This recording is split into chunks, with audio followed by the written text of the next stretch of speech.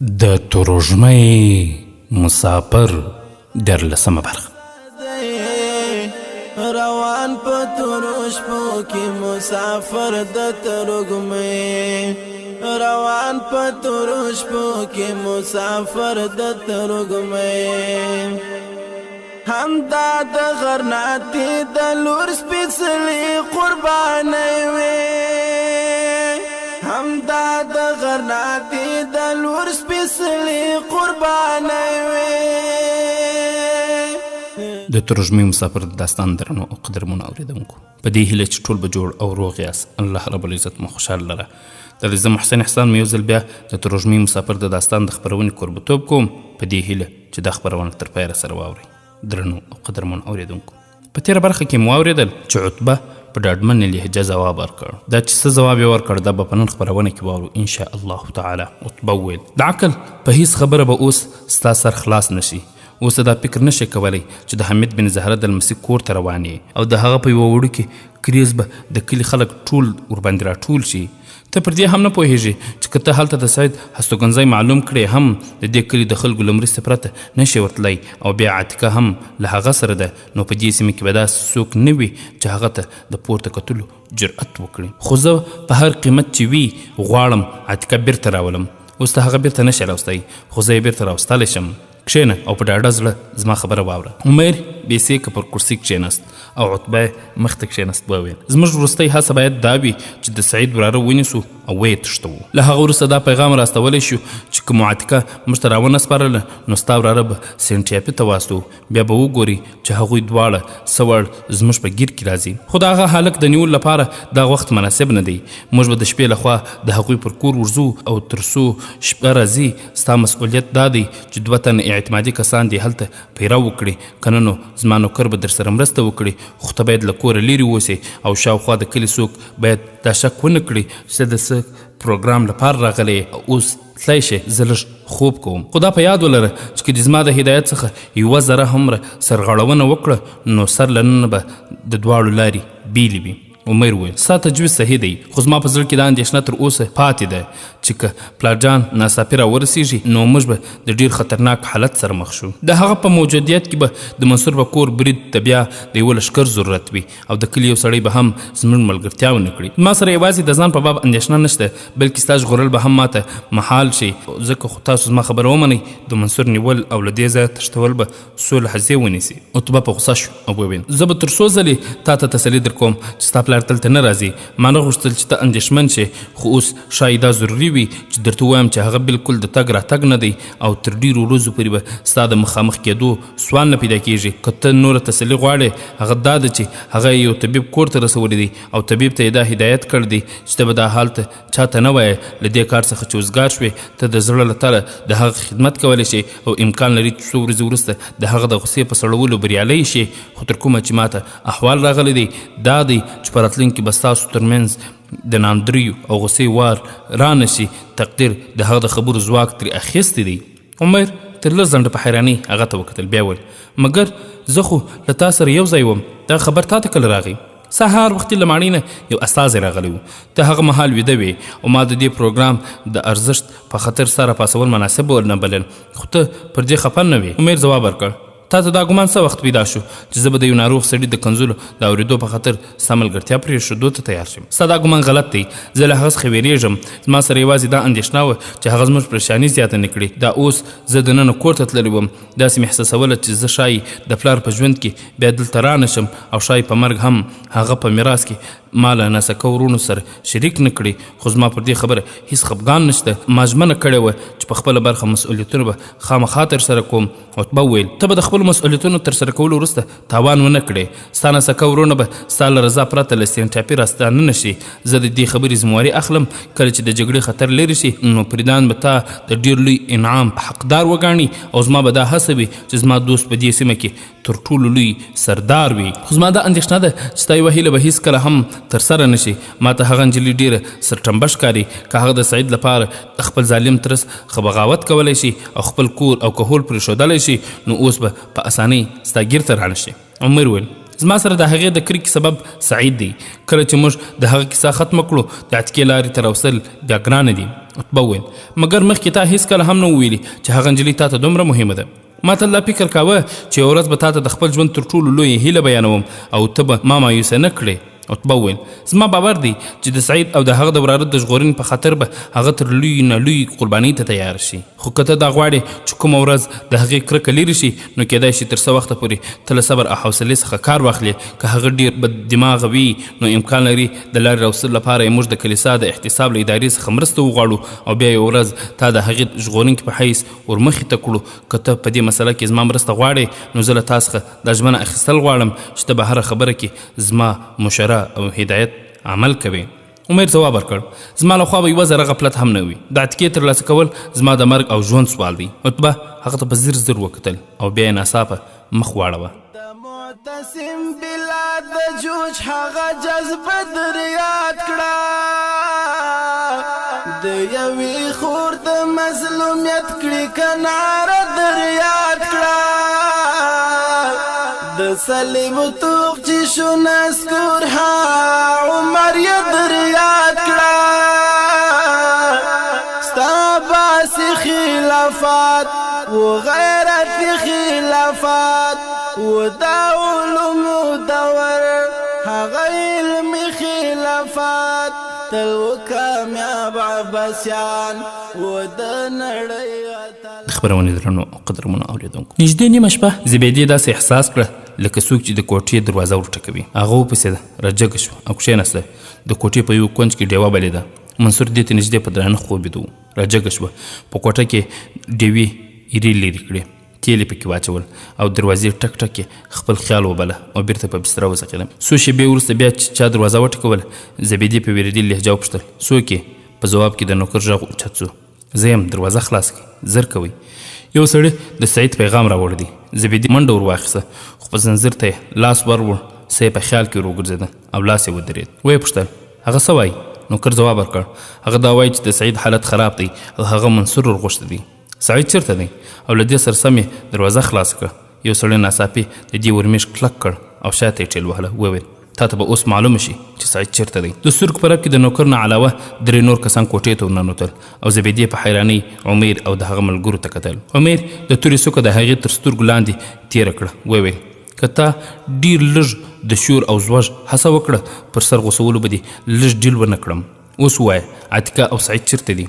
دوهم سړی هغه خوشي کړه خو دې د عمیر د ځواب پر ځای نوکر ته په سپک او له خفګان څخه په ډک نظر کتل. د هغه پر مخ د نوو سکون خاپونه وو او له پوزې څخه یې وینې روانې وې. هغه زبیدې ته وکتل او سر یې کښته واچو. وویل زه بې ګناه یم. دوی راته وویل چې که دروازه راته خلاصه نه کړي کور ته به یې اور واچوو. عمیر وغورېدی. وویل دی خپل ملګري ته بوځئ او دواړه کلک وتړئ. که یې کوم شور ماشور جوړاوه ویې وژنئ. خپل ملګرو ته ووایي چې اسونه دننه راوړي او تر څو چې موږ له دوی نه وزګار شوي نه یو. یو سړی له انګړ نه بهر ودرېږي. 2 تنو نوکر ونیو بهر ته یې کش کړ. زبیدې وویل عمیره د خدای څخه وویرېږه دا د حمید بن زهره د لور کور دی. د خپلې کورنۍ عزت او وقار وساته. عمیر چیغې کړې زما د کورنۍ د رسوایي سبب ته یې ووایه عتیقه چېرته ده؟ عتیقه؟ عمیر هغه پر مخ په سپېړه ووهله او وویل ته ما ته دوکه نشې راکولی. ما ته معلومه ده چې سعید دلته راغلی و او عتیقه ورسره تللې ده. نه په خدای جل جلاله سوګند که به سعید دلته راغلی وي. عتبه وویل عمیره وخت مه ضایع کوه ته دغه هلک تر سره واخله له دې خلکو سره زه پوهېږم چې څه وکړم. عمیر په بیړه بسترې خواته ورغی او منصور یې وخوځوه. منصور له ویرې چیغې وکړې خو عمیر یې په خولو لاس ور ونیو او ورته وویل که دې شور ګډ کړ مرۍ به دې غوسه کړم. ووایه ماما دې چېرته دی؟ زبیدې عمیر له ګریوانه ونیو او چیغې کړې د خدای په خاطر دته څه مه وایه دته د سعید په باب هېڅ معلومات نشته. عمیر په پوره زور یوه سپېړه ورکړه او هغه یوې خواته لرې وغورځېده. منصور په غوسه راپورته شو او پر عمیر یې ورټوپ کړل. خو عتبه هغه تر ورمېږ ونیو او چلی یې ورکړه چې له دیوال سره وجنګېد او راوغورځېد. هغه د بیا جګېدو هڅه وکړه خو عمیر وړاندې شو پر ټټر یې په لغته ووهه او هغه ولوېد او بېسده شو. عتبه ویل دی په اوږه کړه بهر ته یې بوځه. عمیر منصور ورسره واخیست او له کوټې څخه ووت چې زبیده یې مخې ته ودرېده. عتبه د تورې څوکه د هغې پر سینه ورکښېښود او وویل بوډۍ که د دې هلک ژوند درته ګران وي نو چوپه اوسه. اوس د ده ژوند د ژغورلو یوازې یوه لار ده. ته سعید ته دا پیغام ور واستوه چې عتیقه یې کور ته ورسوي او ځان حکومت ته وسپاري. زبیدې سلګۍ وکړې. وویل ماته نه ده معلومه چې سعید ستاسو څه ګناه کړی خو هغه کور ته نه دی راغلی او زه د عتیقې په اړه هیڅ خبره نه یم. عتبه وویل امکان لري تر اوسه ته له هغوی نه خبره نه وې، خو زموږ باور دی چې سعید دلته نږدې شاوخوا چېرته غلی شوی دی. که ژوندی پاتې شو نو خپل وراره ته خامخا راځي. ته زموږ له لورې دا پیغام ورکولی شي چې که هغه زموږ پر خلاف د خلکو د پارولو هڅه وکړه نو د خپل ورارې مړی به هم ونه ګوري. موږ د هغه دښمنان نه یو، خو موږ په نظر غرناطې د نورې بربادۍ د مخه نیولو وروستۍ لاره همدغه ده چې شر خوښوونکو ته له سره د جګړې د اوربلولو فرصت برابر نه شي. تا ته له دې د زیات څه ویلو ضرورت نشته. ستاسو نوکران تر سهاره باید په کوټو کې بند وي او له هغه وروسته چې ته خلاصوې دا تسلي باید ورکړې چې هغوی باید زموږ په باب چوپه خوله وي. که موږ بیا دلته راغلو هېڅوک به ژوندي پرېنږدو. زبیده بې اختیاره ته عتبه پر پښو ورپرېوته. د خدای لپاره هغه پرېږدئ، زه واده کوم چې ستاسو حکم عملي کړم. زه سوګند کوم. خو عتبه له کوټې څخه بهر ووت. لس ځنډ وروسته هغوی له کور نه لږ لرې وو. عتبه عمیر ته وویل ته اوس ارام خپل کور ته لاړ شه، زه به دا هلک له ځانه سره بوزم. که عتیقه دلته شاوخوا وي نو ډېر ژر به بیرته راشي. که هغه بیا رانغله هم بې له ځنډه به راته معلومه شي چې هغه چېرته ده. بیا یو بل ملګري ته مخ ورواړه او وویل ضحاکه زه تا ته ډېر مهم مسؤلیت سپارم. دغه خلک به د منصور د ژغورنې په خاطر خامخا د عتیقې د بیرته راوستلو هڅه وکړي، ځکه ته باید ټوله شپه کور ته نږدې ویښ وي او پیره وکړې. که څوک له دې کور ووتل نو ته ورپسې شې چې هغه کوم کلي کور ته لاړ شي. هلته پر عتیقه برسېره ښایي څو نور باغیان هم وي. ته باید له کور نه لږ لرې انتظار وکړې. که کومه نجلۍ له هغه کور راوته باید پوه نشي چې څوک یې تعقیبوي. هغه به یا په منډه دې کور ته ځان رسوي او له دې ځایه به نیغه خپل کور ته ځي او یا به له هماغه ځایه سیده خپل کور ته ځي. د نور خلکو د نیولو لپاره موږ ته د بیړې ضرورت نشته. موږ به د حالاتو سره سم ګام اوچتوو. عمر وویل آیا دا به غوره نه وي چې له کلي څخه څو نور نوکران هم له ده سره وي او چې کله د عتیقې د پناه اخیستلو د کور درک معلوم شي نو هغوی پاتې شپه هلته پیره وکړي؟ عتبه ځواب ورکړ ته یوازې یو سړی د ضحاک د لارښوونې لپاره راستولی شي او هغه دا کار به یوازې دا وي چې هغه غلی په ضحاک پسې شي او د ضرورت پر وخت تا ته خبر درکړي. نور خلک یوازې له کلي نه وتلې لارې وڅاري. زه خپل 3 کسان درته پرېږدم او ځم. دوی به د کلي نه بهر ته تللو لارو په تړلو کې ستاسو د نوکرانو ملاتړ کوي، خو تاسو ته په هیڅ صورت کې هم پر کوم کور د یرغل اجازه نشته. که نه نو تاسو به د کلي د ټولو خلکو مقابله کوئ. په دې صورت کې ښایي له عتیقې هم لاس پرېمنځئ. که د عتیقې راوتلو وروسته کوم بل چا له کلي د وتلو او تیښتې هڅه ونه کړه نو د هغې سبب دا کیدی شي چې هغه ټپي دی او موږ چې کله وغواړو نیولی یې شو هغه وخت ډېر لرې نه دی چې ته د دې کلي پر ټولو خلکو لاس واچوې. زه سمدستي دغه هلک د غرناطې پر ځای ویګا ته خپل کلي ته رسول مناسب بولم او سمدستي زه په دې کلي کې د عتیقې اوسېدل هم مناسب نه بولم. که هغه راغله ته یې زموږ کلي ته راوله موږ به بیا له ډېرو اندېښنو څخه په امان شو. اوس که ته تر لږ ځنډه چوپ شې زه ضحاک ته څو نور لارښوونې هم ضروري بولم. دا یې وویل او بیا یې بیرته ضحاک ته مخ ورواړوه. ته زما خبرې په غور واوره. دا حتمي نه ده چې عتیقه او نور ملګري به همدې کلي کې غلي شوي وي. یو کس به د احتیاط لپاره ستا له آس سره له کندې پورې غاړې ته وي. که د دې کلي له کوم کور څخه څوک پر آس سپاره راووتل نو مطلب یې دا دی چې هغوی لرې روان دي، ځکه به یوازې په هغه پسې ورځي چې شکمن نه شي. که هغه د سیمې په کوم بل کلي کې چېرته وګرځېد نو ته کور په نښه کړه او ما ته ځان راورسوه. دا هم امکان لري چې ته د دې کلي د پیغام وړونکي سپاره په تعقیب ان غرناطې ته لاړ شي او هغوی په غرناطه کې چېرته غلي شوي وي. په هغه صورت کې بیا ته کور په نښه کړه او نیغ کوټوال ته ورشه. واخله. هغه له خپلې ګوتې یوه ګوت وویستله. هغه ته یې ونیول. وویل کوټوال ډېر احتیاطکار دی. له کومې ورځې چې هغه د څو تنو غرناطې پر لاره وژل شوي دي په هر سړی د ازادۍ پالونکو ګمان کوي. که د هغه پر دې خبره باور نه کېده ته به زما په هدایت ورغلی نو دا ګوته وروښیه او ستا هر ډول مرسته به وکړي. لږ ځنډ وروسته عتبه او 3 سپاره چې له ځانه سره یې غوره کړي وو له هغه ځایه وخوځېدل. یو سپور خپل مخې ته منصور پر آس اچولی وو. هغه په نیمه بېهوشۍ کې د دوی خبرې اورېدلې وې او لږ مزل وروسته دوی سړک پرېښود. ښي لوري ته په یوه تنګ مخزوړ سفر پیل کړ. هغه پوره او په خود شوی وو خو له ویرې یې د نیغ کېناستلو او یا له چا سره د خبرو جرأت ونه کړ. هغه طارق هغه موسی ابن نصر دس شو، ها قتيبة ابن مسلم پشان امیر دس شو، دا محمد ابن قاسم دزړونو میر دس شو، چې اندلسو داستان د خراسان د فضا د چنکاش غرا پوری همو د هند شاوخوا د امویانو دولت د اسلام د جعفر عتق او د دریم کس پیغام.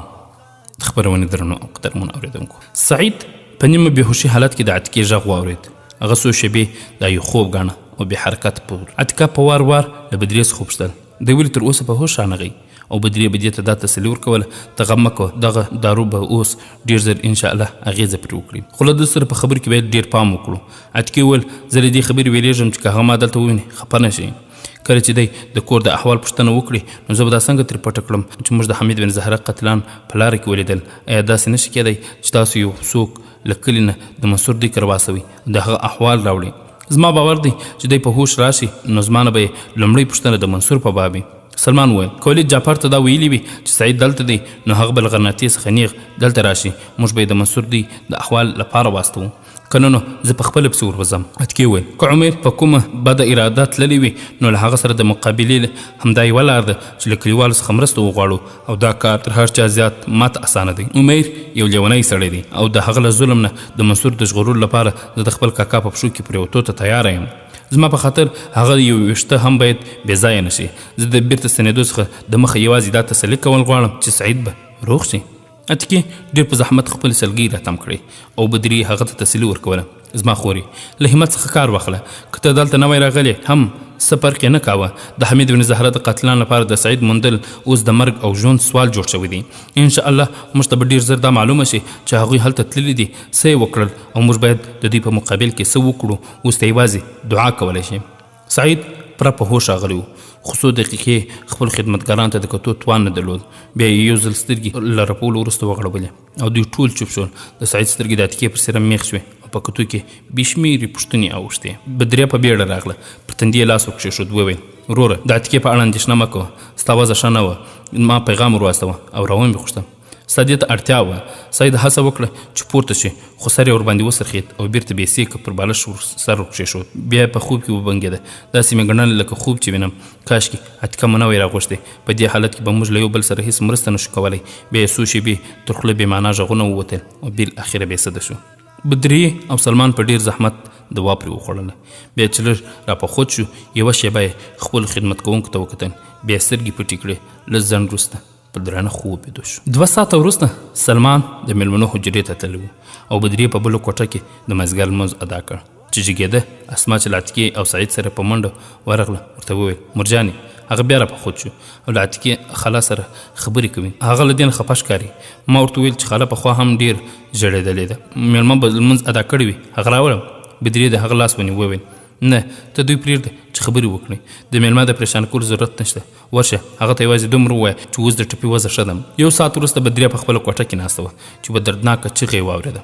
په منډه له اسما سره د سعید کوټې ته ورغله خو هغه بېسده شوی و او عتیقه ورته ناسته وه او په زوره زوره یې ژړل. بدري په ویره ترې وپوښتل څه وشول؟ عتیقې ډېر په زحمت خپل سلګۍ راتم کړی وویل دی بلکل روغ تر سترګو کېده خو ناڅاپه د عمر او عتبه یادونه راغله. هغه لکه چې ماپښین په نیم بېهوشي حالت کې زموږ خبرې اورېدلې وې. اوس یې پرله پسې په هماغه باره کې نه پوښتنې کولې. د هغه ایسارول راته له وسه بهر و او ټولې خبرې مې ورته وکړې او چې د هاشم کاکا د غداري خبرې مې ورته وکړه نو په یوه خیز راپورته شو او بیا ناڅاپه بیرته بېسده پرېوت. بدري وویل ما ګمان کوه چې له تا سره به تسلي خبرې اترې د ده وضع ښه کړي خو سمدستي تا باید د عمر او عتبه په باب څه نه وویلي. اوس که دی راپخود شي نو ډېر به ناقراره وي ځکه خو باید د خوب دوا ورکړم. اسما لورې ته ورشه په بیړه میلمه راوله. سعید پاتې شپه راپخود نه شو. د هغه پالونکي د ماخستن لمانځه په وخت کې په یو کونج کې کېناستل او ورو ورو یې خبرې کولې چې مسعود کوټې ته وننوت او وویل د غرناطې څخه یو سړی راغلی وایي چې زه د سعید نوکر یم او ولید را لېږلی یم. عتیقه په بیړه ترې وپوښتل د نوم پوښتنه دې ترې ونه کړه؟ نوم یې جعفر دی. هغه یوازې دی؟ هوکې. سلمان جګ شو نوکر ته وویل زه یو ځل ګورم. عتیقه خفه شو وویل ته ودرېږه تش لاس بهر ته مه ځه. امکان لري هغه بل څوک وي. تاسو زما په باب اندېښنه مه کوئ. هغه جعفر نه وي نو دا به ورته معلومه نه شي چې زه څوک یم. سلمان بیا د دروازې په لور روان نوکر ته اشاره وکړه او ورپسې روان شو. عتیقه او بدري لږ ځنډ چوپې وې چې جعفر له سلمان سره کوټې ته ورننوت او د سعید د کټ تر څنګ کېناست او تر لږ شېبې پورې سترګې وشلنې شوې. بدري هغه ته تسلي ورکړه وویل د سعید وضع ښه ده انشاءالله ډېر ژر به روغ شي. اوس یې راپاڅول مناسب نه دي. جعفر څو شېبې په حیرانۍ عتیقې ته کتل بیا وویل مګر ته؟ عتیقې د ځواب پر ځای بدري ته وکتل. هغې وویل دا ما راغوښتی وم. سلمان وپوښتل ته ولې دلته راستولی وې؟ هوکې سهار د هغه نوکر د سرای مالک ته راغلی و. هغه دا پیغام راکړی چې له سهاره زما په انتظار دی او څه ضروري خبر راته لري. هغه د سرای مالک هم راغوښتی و. هغه د خپل کور پر ځای له کوم دوست کره دی. ما ته د ټولو پیښو له کیسې وروسته دا امر وکړ سلمان ته کوم مهم پیغام لېږم. لږ ځنډ په غرناطه کې ایسار شه. بیا هغه یو لیک راکړ او وویل چې له عبدالمنان سره زما پلار ته ورشه، د سعید لپاره دوا واخله او بیرته راشه، همدلته زما انتظار کوه. زه ابو نصر ته ورغلم چې هغه لیک ولس څو ډوله دوايانې یې راکړې او دا ټینګار یې وکړ چې تر سبا پورې د سعید حالت ښه نه شو ما ته خبر راکړي، که حالاتو اجازه راکړه زه به پخپله واشم یا به یې له شاګردانو څخه څوک ورواستوم. واخله. په دې کڅوڼه کې هغه له دواګانو سره یو لیک هم ایښی دی. سلمان کڅوڼه بدرې ته ونیوله. هغه په بیړه لیک پرانیست او پر ستولې بوخته شوه. جعفر له جیبه دوهم لیک راوکښ، سلمان ته یې ورکړ او وویل واخله دا لیک دی چې ما یې ټوله ورځ په انتظار تېره کړه. سلمان په بیړه لیک پرانیست او پر ستولې مصروف شو. د لیک مضمون داسې و: ګرانه وراره، زه هغه دریم کس یم چې په تیاره شپه کې مې له ملګرو څخه بیل شوم. ستا سره مې لیدل ډېر ضروري دی ځکه زما انتظار وکړه. زه به له یوه مهم کار څخه تر وزګارېدو وروسته ستا سره د لیدو هڅه به کړم. امکان لري ته غناطې ته راشئ. هغه زلمی چې د هغه په منځګړیتوب موږ پټه پېژندګلوي شوې په کوم کار پسې تللی دی او تر څو ورځې به بیرته تاسو ته در نه شي. خو ته باید پریشانه نه شې. زه دلته یو بل دوست پېژنم، د هغه په مرسته به له تا سره د اړیکو هڅه وکړم. سمدستي دې ته له هستوګنځي څخه مه راوځه. که تاسو په غرناطه کې خپلو دوستانو ته کوم ضروري پیغام راستول غوښتل نو انشاءالله ډېر ژر به تا ته زموږ یو اعتمادي استازی درشي. والسلام، دریم کس. سلمان جعفر ته وکتل. تر ویې پوښتل ته دا قصد پېژنې چې څوک دی؟ نه. ته پوهېږې چې د دې لیک لیکونکی څوک دی؟ نه، ما هغه نه دی لیدلی او له ولید سره زما دوهم ځلې ملاقات نه دی شوی. سرای ته چې بیرته راستون شوم تر ماښام مې انتظار وکړ. په دې موده کې 2 ځله عبدالمنان په ولید پسې ورغی او چې بیرته به راغی راته ویل به یې چې د کوم سړي پیغام چې باید ته ورسوې هغه چېرته تللی دی. ولید د هغه انتظار کوي او ته به هم په هر حالت کې د هغه انتظار وکړې. بیا د ماښام لمانځه نه وروسته یو نوکر دغه لیک راوړ او وویل چې ولید د څه کار لپاره بهر ته روان دی ځکه دلته نشي راتلی. عبدالمنان وویل چې د ښار د نورو ځوانانو په څېر ښایي ولید هم د غرنیو قبایلو د مشرانو لپاره استولی وي. سلمان وویل ولید به د حمید بن زهره د شهادت کیسه درته کړې وي. د جعفر سترګې راډیک شوې. وویل هوکې. هغه به تا ته دا هم ویلي چې عام خلک باید له دې کیسې نه خبر نه شي. هوکې. هغه ما ته د چوپ پاتې کېدو نه وای ویلي نو ما به د غناطي کوڅې کې چیغې وهلې وای. سلمان وویل ته باید د ولید په لارښوونه عمل وکړې. اوس ته بې له ځنډه خپل کور ته ځان د رسولو هڅه وکړه او په منصور پام کوه. هغه باید په هیڅ حالت کې هم له کوره بهر ونوځي. جعفر اندېښمن شو. ویې پوښتل هغه ته څه خطر دی؟ هوکې. عمیر او ملګري یې کلي ته رسېدلي دي. زه ویرېږم چې د سعید د درک معلومولو په خاطر په هغه څه جبر ونه کړي. کور ته د نیغ تللو پر ځای یو ځل څوک واستوه چې هغوی ستا د ورتګ په انتظار غلي نه وي. جعفر په غوسه وویل دا حشم زوی زموږ په کور کې دننه پل نشي ایښودلی. زه به یې غوښې وش کوم. خو تا ته څه وړ معلومه شوه چې عمیر کلي ته رسېدلی دی؟ سلمان لنډ پیښ ورته بیان کړه. جعفر تر لږ ځنډه په چوپه خوله هغه ته کتل. بیا په دې حال کې زه باید زر تر زره کور ته ځان ورسوم. بدري وویل که په دې کلي کې څه خطر احساس کړ نو مسعود دلته راوله. جعفر ځواب ورکړ زما باور دی چې که عمیر څه جبر پرې وکړ کلیوال به تر سر پرې تېر شي. اتکې وویل بیا هم ته باید ډېر پام وکړې. تاسو چرت مه وهئ. زه چې کلي ته ورسېږم وضع به داسې جوړه کړم چې عمیر ته هلته د تم کېدو امکانات نه وي. سلمان وویل کله چې هغه په دې پوه شي چې عتیقه په کور کې نشته پوچ کارونو ته لاس اچولی شي. خو ته باید په هېڅ صورت هم احساساتي نه شي. دوی باید ونه پوهېږي چې د حمید بن زهره په شهادت خبر شوی او پر ده شکمن یې. اوس ورځه که زما له سعید سره پاتې کېدل ضروري نه وای نو له تا سره به یو ځای تللی وم. جعفر وویل نه. ولید ما ته په وار وار دا ټینګار وکړ چې ته باید همدلته پاتې شي. که خدای مه کړه کوم وخت ستا د مرستې ضرورت شي نو زه به درته پیغام واستوم. سلمان وویل راځه زه دې بهر ته رسوم. جعفر څو شېبې په بې حسۍ سعید ته کتل او بیا یې اوښکې پاکولې له کوټې ووت. لږ ځل وروسته هغه پر خپل آس پښې اړولې وې او سلمان ته ویل که له ما سره د مسعود غم نه وی نو یوه شېبه به هم له سعید څخه نه وی لرې شوی. زه له تا څخه یوه ژمنه اخلم چې تر څو د سعید په اړه نه یې ډاډه شوی ته یې ملګرتیا مه پرېږده. که تا دا احساس کړه چې حالت یې د اندېښنې وړ دی نو ما ته پیغام راواستوه. سلمان هغه ته تسلي په دود وویل زه وعده کوم خو ته باید دومره اندېښمن نه وې. انشاءالله سعید به ډېر ژر بیرته روغ شي. خو هغه تر اوسه بېسده دی. دا د دارود اغېزه ده. په موجوده حالت کې هغه ته خوب ډېر ضروري دی. بیا هم زما په ګمان د ابو نصر په هدایت باید عمل وشي. زما پوره باور دی چې که کومې دواګانې هغه راستول دي ډېر به ورته ګټورې وي. ته غم مه کوه. سلمان ورته ویل. جعفر هغه ته یوه شېبه وکتل او بیا یې آس پنده کړ. نورالدین محمود زنګي قربانا نن هم پکار دی والقدس ته ایوبي قربانا رکن الدین او سیف الدین په شان غازي قربانا و د اسلام کلمات در پر زمکا خورا هم د اقصان گڑکی د صلیب مات ټوټا هم باطنیان پتیختا دا شو یگان پتیختا مغول شو دړې وړې هم صلیبیان پتیختا په هر ډګر خبرونه درنو او قدرمن اوریدونکو راتلونکي سهار عتیقه د سعید له بسترې سره نږدې په چوکۍ ناسته وه بدرې کوټې ته ورننوته وړاندې ورغله د سعید په نبض یې لاس کښېښود او بیا وویل ما درته ویل چې ته خوب ته ضرورت لرې اوس لاړه شه په بله کوټه کې ویده شه تا ده ته دوا ورکړې ده اوکې مګر زه حیرانه یم چې دومره ځنډ ولې راپخود نه شو عتیقې ځواب ورکړ ما چې دوهم ځل دوا ور وڅښله راپخود شو تر ډېره وخته یې له ما سره خبرې کولې بیا د شپې په درېیمه برخه کې هغه په لړزه شو